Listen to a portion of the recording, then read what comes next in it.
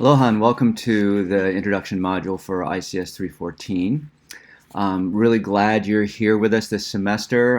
I think you're going to hopefully learn a lot. Most students do.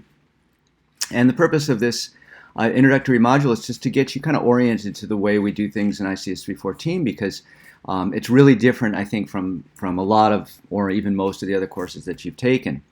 So each module has its own page, and you can see we start by the learning outcomes, so you kind of know what the heck it is you're supposed to get out of the module. And then there's a section that has readings, and these are the kind of the passive learning opportunities for the module, where you read a web page, or you watch a screencast, or whatever.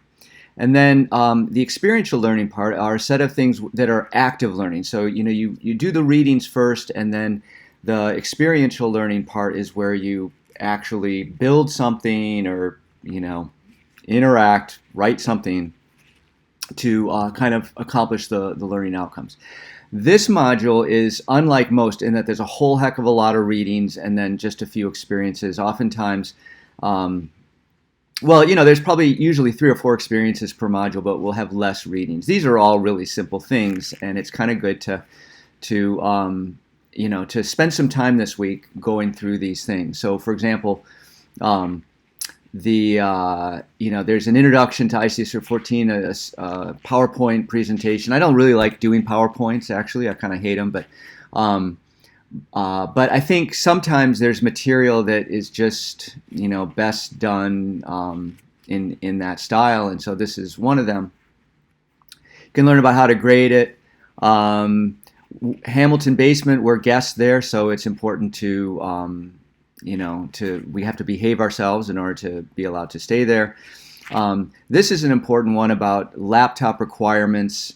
Most semesters, someone will often say, well, I got this great PC at home, can I just use that for the class? And the answer is no, you can't, because most of the points, at least half of the points in this class, are awarded in class for the work that you do there on a laptop. And professionals these days, by and large, use laptops for their work, so it's good to kind of get set up that way.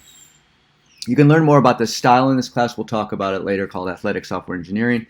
Another really important one I want to emphasize is how to watch screencasts, because you're going to be watching screencasts for hours this semester, and you can either watch them in a bad way, in which case you will either have to watch them again or you just won't learn the stuff from it, and you'll suffer and spend more time on other parts of the class.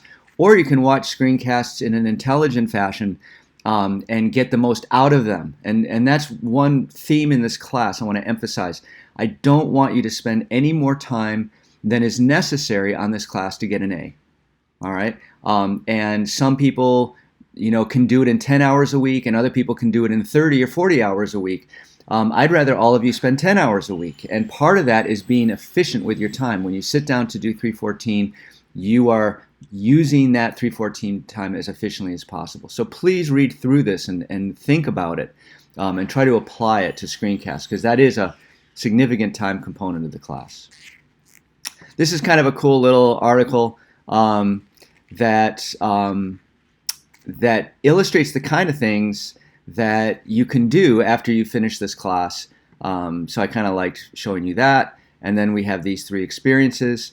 So you can get started on those. And I look forward to seeing you very soon now.